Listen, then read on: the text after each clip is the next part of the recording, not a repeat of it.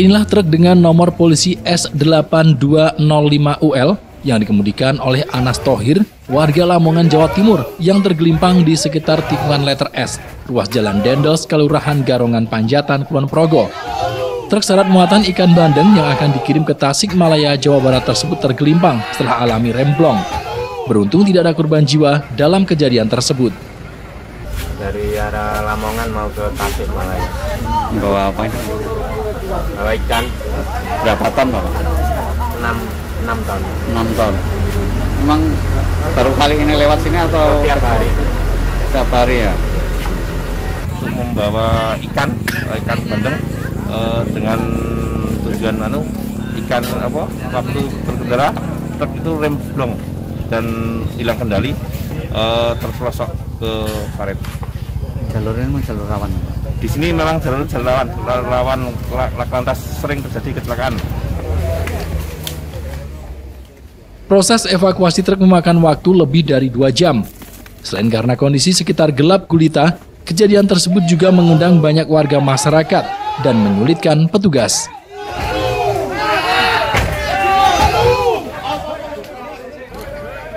Rida Junianto, Jogja TV.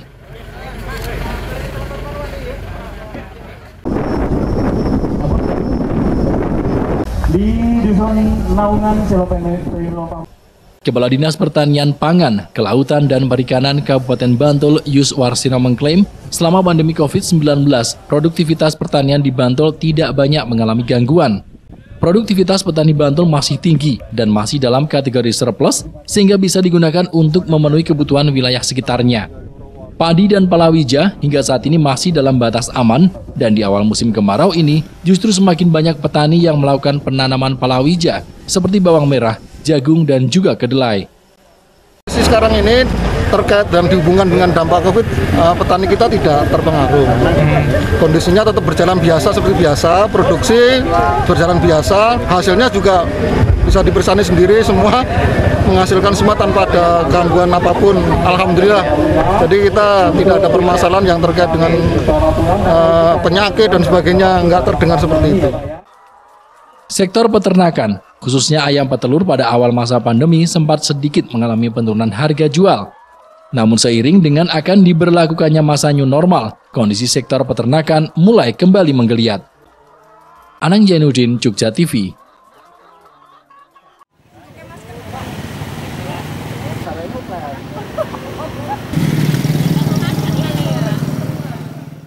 Dalam upaya mengurangi risiko penyebaran COVID-19, pemerintah desa Ngemplak di Kecamatan Kalikotes, Klaten terus menggencarkan kampanye penggunaan masker.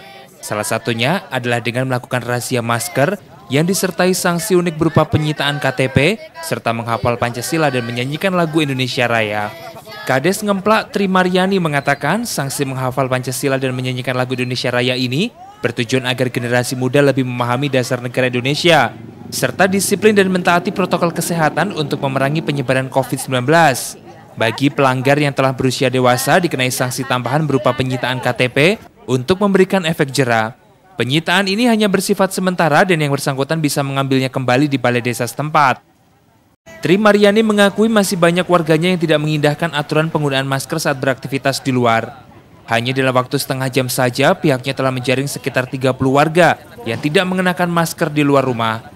Menyelenggarakan kegiatan razia masker dengan tujuan mengedukasi warga agar warga semakin sadar untuk menggunakan maskernya, karena memang saat ini di masa-masa pandemi sangat-sangat penting dalam menggunakan masker. Sanksinya apa, Bu, kalau yang tidak memakai, Bu? Kalau yang tidak memakai, kalau yang sudah punya KTP, nanti KTP kita tahan, dan kalau belum nanti bisa menyanyikan lagu Indonesia Raya atau Pancasila, menghafalkan Pancasila seperti itu. Tri Mariani menegaskan, tidak ada alasan bagi warga untuk tidak mengenakan masker karena pemerintah kecamatan telah membagikan masker kepada setiap kepala keluarga. Namun demikian masih banyak yang abai dengan berbagai alasan seperti lupa dan lokasi aktivitas yang tidak jauh dari rumah. Karenanya pemerintah kecamatan berkomitmen untuk terus mengkampanyekan penggunaan masker saat beraktivitas. Purwanto, Jogja TV.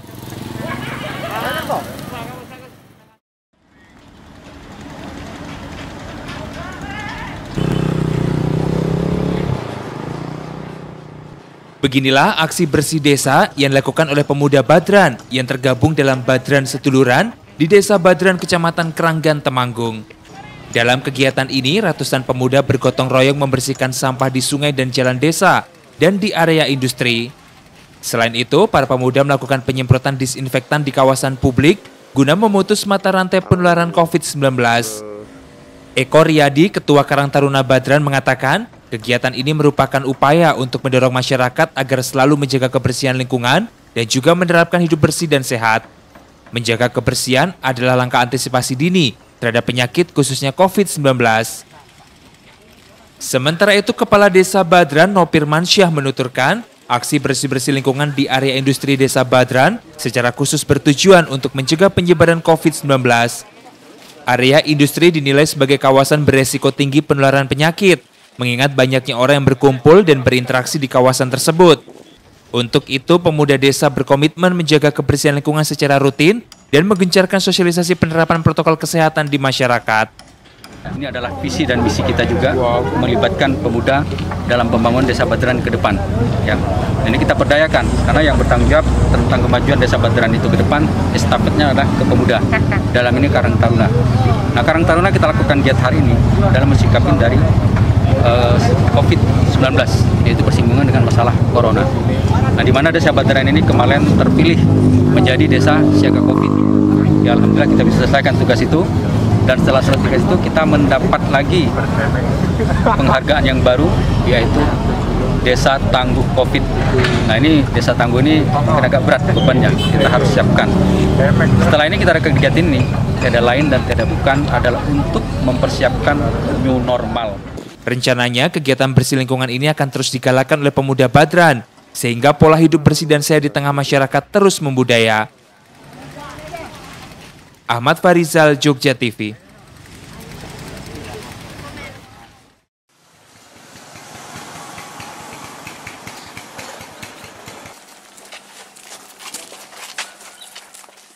Inilah HNC, mantan kondektur bus warga kota Yogyakarta yang dibekuk aparat Polsek Kota Gede atas sangkaan melakukan penipuan terhadap seorang Erika, warga Wonosari, Gunung Kidul.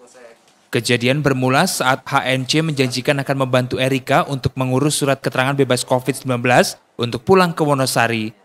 Awalnya tersangka mengajak korban untuk bertemu di sebuah rumah makan di Jalan Parangtritis. Seusai makan, korban kemudian diajak check-in di sebuah hotel di Jalan MT Haryono, Yogyakarta. Dari hotel, tersangka kembali mengajak korban keluar, kali ini ke sebuah salon kecantikan di Kota Gede. Saat korban sedang menjalani perawatan, tersangka meminta izin untuk keluar dengan alasan mengurus surat keterangan bebas COVID yang dijanjikannya. Dengan dalih menjaga keamanan, tersangka juga membawa tas milik korban yang berisi uang tunai dan 1 unit handphone. Namun, tersangka tak kunjung kembali. Korban yang merasa ditipu akhirnya melapor ke pihak berwajib. Tersangka sendiri ditangkap seminggu setelah pelaporan di rumah kontrakannya di daerah Sewon, Kabupaten Bantul.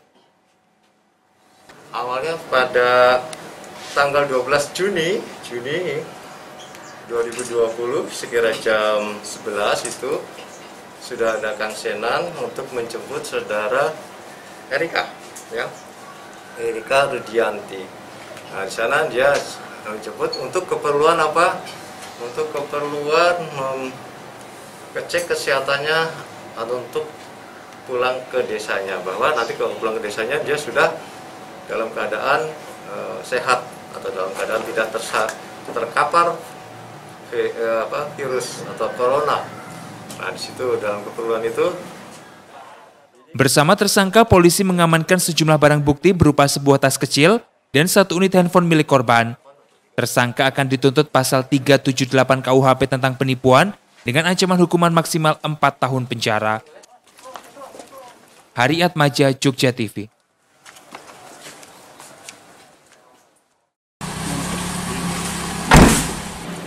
Bakti sosial digelar mantan napiter bersama Polres Kulon Progo di Jatirejo.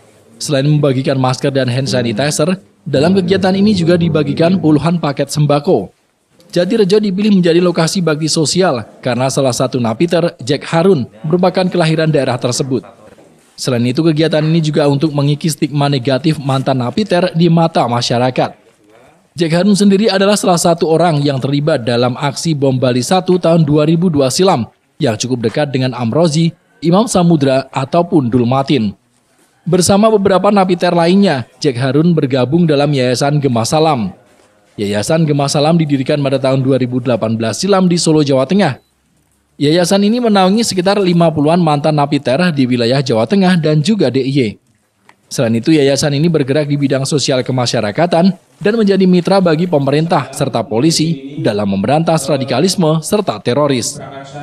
Dari kami, Yayasan Gema Salam hari ini mengadakan bakti sosial sebagai wujud kami bahwa kami sudah bersahabat, kami sudah kembali ke NKRI, dan kami bekerja sama dengan Polri. Walaupun dulu kami menganggap Polri dan NKRI ini adalah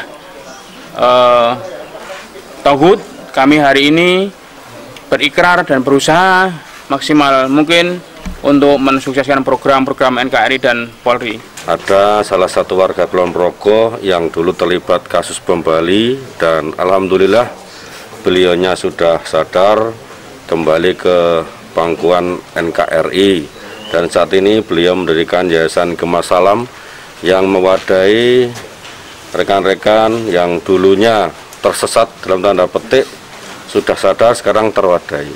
Alhamdulillah dengan yayasan tersebut banyak kegiatan positif yang sudah dilaksanakan. Rida Junianto, Jogja TV.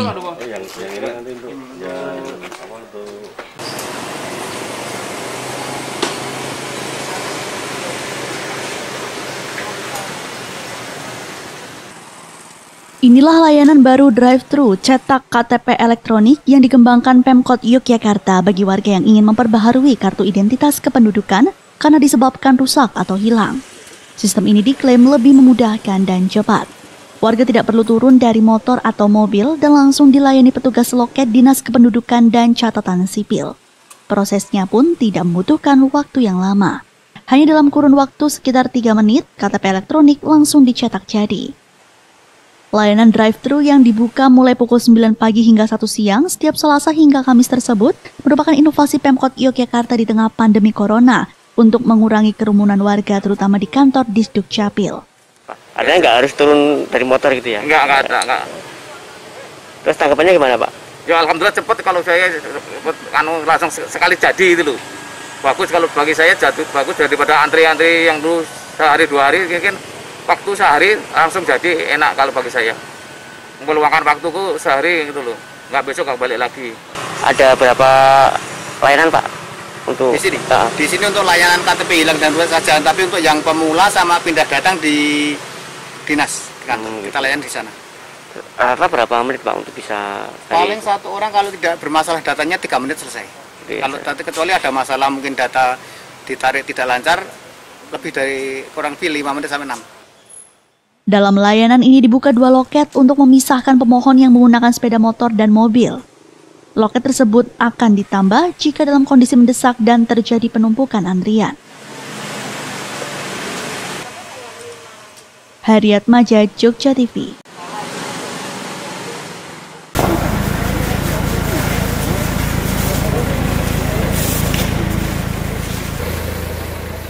Kebakaran pabrik arang briket ini terjadi sekitar pukul 9 malam.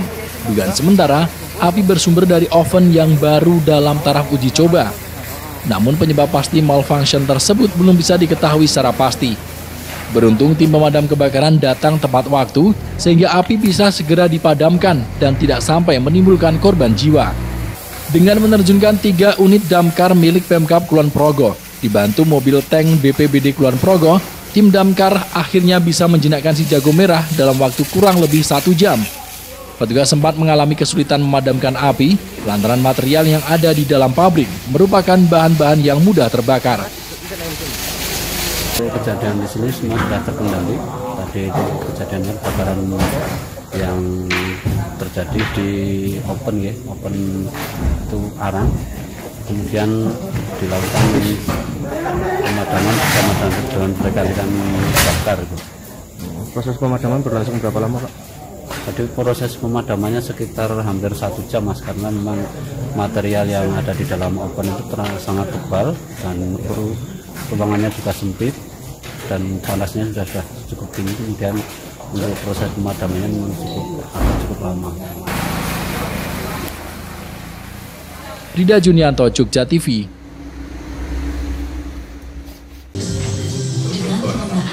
meja belajar kelas, setiap saat siswa dan guru dapat terus berinteraksi. Gubernur DIY Sri Sultan Hamengkubuwono ke-10 menanggapi perihal dicoretnya Mandala Krida dari daftar venue penyelenggaraan Piala Dunia U20 pada tahun 2021 mendatang. Menurutnya keputusan tersebut ada di tangan PSSI.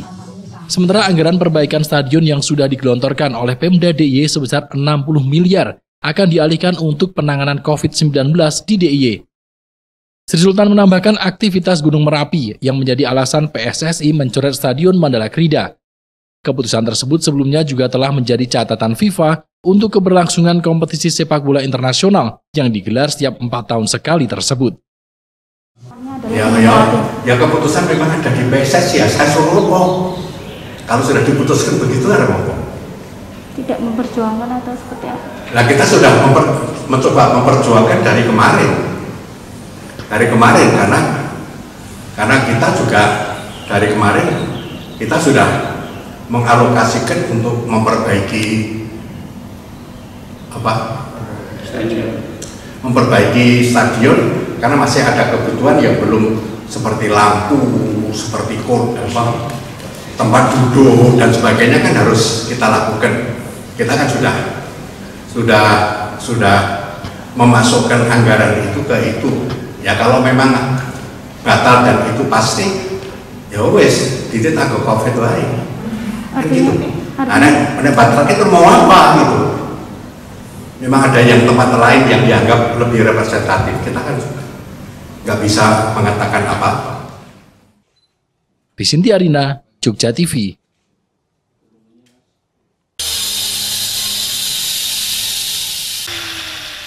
Salah satu sektor yang terpuruk akibat pandemi COVID-19 adalah kerajinan. Mereka yang sebelumnya telah mendapatkan pesanan dari luar negeri kini harus gigit jari karena pesanan yang sudah diproduksi dan tinggal menunggu proses shipping tiba-tiba dibatalkan. Timbul, perajin patung kayu di Nawungan Selo Pamioro mengaku pandemi COVID-19 benar-benar mematikan usaha yang telah dirintisnya selama 1 dasawarsa terakhir. Pasar Eropa, Asia Tengah, dan Amerika yang selama ini menjadi tujuan utama produk kerajinannya terdampak COVID-19, sehingga seluruh pesanan dibatalkan tanpa ada kompensasi apapun. Akibatnya 3 kontainer kerajinan patung kayu siap kirim hanya menumpuk di galeri, dan ia pun harus menanggung kerugian ratusan juta rupiah. Bahkan jika nanti pandemi berakhir, belum tentu produk kerajinannya masih akan laku, karena patung kayu memiliki tren mode yang sangat dinamis. Saya sebagai pengrajin di masa pandemi ini ya sangat fatal karena yang buyer nggak banyak yang datang, bahkan yang sudah pesen di cancel, bahkan yang sudah jadi barang juga di cancel. Jadi selama pandemi ini kita belum mendapatkan orderan, bahkan yang sudah packing siap kirim pun kita di cancel juga karena dengan adanya pandemi. Jadi kita juga kasihan sama tenaga, sementara ini kita break dulu, kita pending dulu, tenaga juga nggak banyak yang kerja gitu. Untuk bertahan hidup, Timbul terpaksa merumahkan sementara karyawannya dan ia beralih profesi menjadi petani. Meskipun berat, namun tak ada pilihan lain, karena hingga saat ini belum ada reaksi apapun atas apa yang dialami oleh para perajin ini. Ia berharap agar pandemi segera berlalu dan perekonomian UMKM kembali menggeliat. Karena kita selama ini nggak ada kerjaan untuk yang di pengrajin ya, jadi untuk pengerjaan orderan kita gambling di pertanian bawang merah bagi saya. Tapi untuk pekerja saya kebanyakan juga di sawah. Anang Zainuddin, Jogja TV.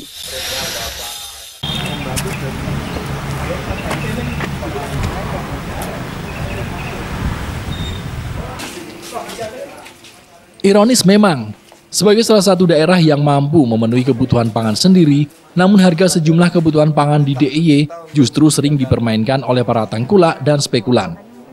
Selain mahalnya biaya distribusi, tak jarang hasil pertanian dari wilayah DIY justru didistribusikan keluar daerah karena minimnya gudang untuk menampung stok hasil pertanian para petani. Salah satunya adalah komoditas beras. Saat ini Pemda DIY menitipkan sedikitnya 360 ton beras cadangan pangan di DIY di gudang Badan Usaha Milik Daerah atau BUMD Tarumartani. yang berada di Jalan Argo Lubang, Baciro, Kota Yogyakarta. Penitipan bahan pangan ini sebagai salah satu langkah dari BUMD milik Pemda DIY ini untuk mengembangkan sayap bisnisnya dari berjualan rokok alias cerutu ke arah ketahanan pangan.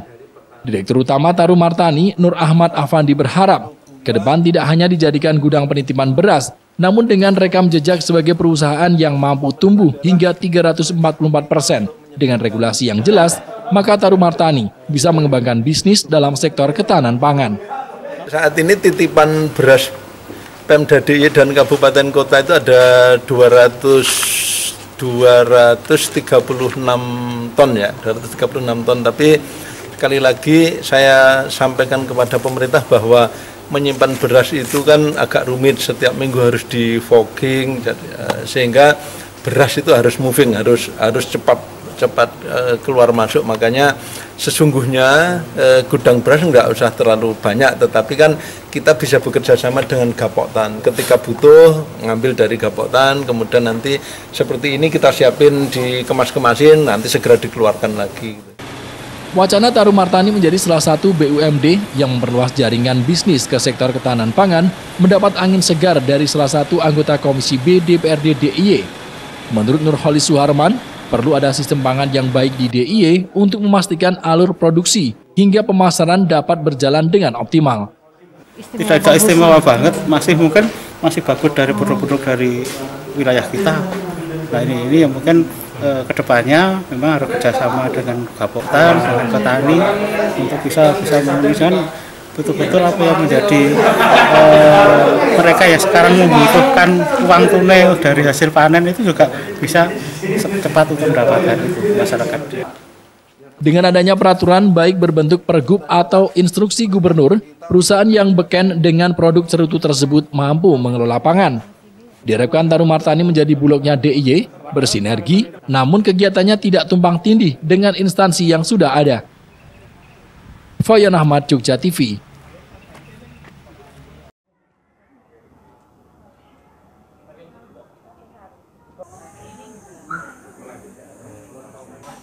Kabar gembira datang dari Boyolali. Tingkat kesembuhan pasien positif COVID-19 di Kota Susu terus meningkat. Setelah menjalani perawatan di Rumah Sakit Darurat COVID-19 Boyolali selama kurang lebih 3 pekan, 9 pasien klaster Pasar Peterongan kini dinyatakan sudah sembuh dan diperbolehkan pulang. Dari ke-9 pasien tersebut, sebanyak 4 orang berasal dari Kecamatan Ampel, sementara 5 lainnya berasal dari Kecamatan Karanggede. 22 hari ini. Gimana Bu rasanya hari ini bisa pulang? Alhamdulillah senang, bersyukur ya. Tapi ya masih mendoakan sama keluarga yang masih di sini. Semoga mereka tetap semangat biar bisa cepat pulang kumpul sama keluarga yang lain. Hari ini ada 10 pasien yang dipulangkan, yang 9 ini berasal dari klaster Pasar Peterongan, sedangkan yang 1 berasal dari klaster Andong. Terus total yang masih dirawat berapa? Total dari klaster Peterongan yang masih dirawat itu ada 10, yang 2 di Rumah Sakit Pandanaran, sedangkan yang di sini itu tinggal 8. Dari Boyolali, Jawa Tengah, Haryadi, Jogja TV.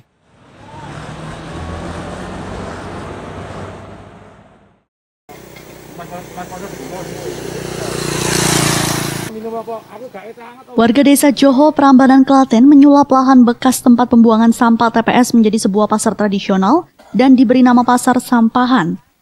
Di pasar ini, warga yang kebanyakan berprofesi sebagai petani bisa menjual hasil tani mereka secara langsung atau tidak perlu menyetorkan hasil pertanian ke pasar lainnya. Meski dibangun di lahan bekas TPS, namun tidak ada bau sampah di lokasi tersebut. Saat ini ada sekitar 150 kios yang buka di Pasar Sampahan dan mayoritas pedagang adalah warga desa Joho.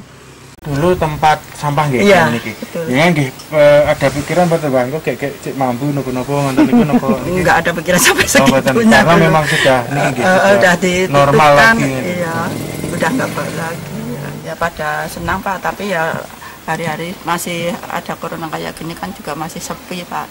Cuma modal ketelatenan aja. Kan kita juga berusaha kan dari nol dulu, bukan langsung jadi kan enggak kan. Kita harus usaha dari nol dulu. Oh, inisiatif seperti ini gimana Pak ini Pak? Ini inisiatif antara pemerintah Desa Joho bersama masyarakat dan BPD tentunya. Dengan tujuan apa Pak? Dengan tujuan meningkatkan ekonomi masyarakat. Gitu. Yang mayoritas di sini warga di sini apa sih Pak? Petani. Petani ya Pak ya. Terus dengan adanya seperti ini gimana Pak? Hasil pertanian bisa kita langsung dijual di pasar kita sendiri. Keberadaan pasar sampahan ini diharapkan bisa mendongkrak perekonomian warga sekitar. Dari Klaten, Jawa Tengah, Haryadi, Jogja TV. Indonesia. Berkenan kepada Bapak Asrul Kapolri. Bakti Sosial Alumni Akabri 89 bertajuk Pengabdian TNI Polri Akabri 89 Hidup Produktif dan Aman COVID-19 dilakukan di halaman Mako 2 Polres Surakarta. Kegiatan tersebut dibuka oleh Asper Kasat Maijen TNI Heri Wiranto, didampingi Kapolda Jawa Tengah Irjen Pol Ahmad Lutfi, dan beberapa perwira tinggi lulusan tahun 1989 dari Angkatan Darat, Laut, Udara, dan Kepolisian.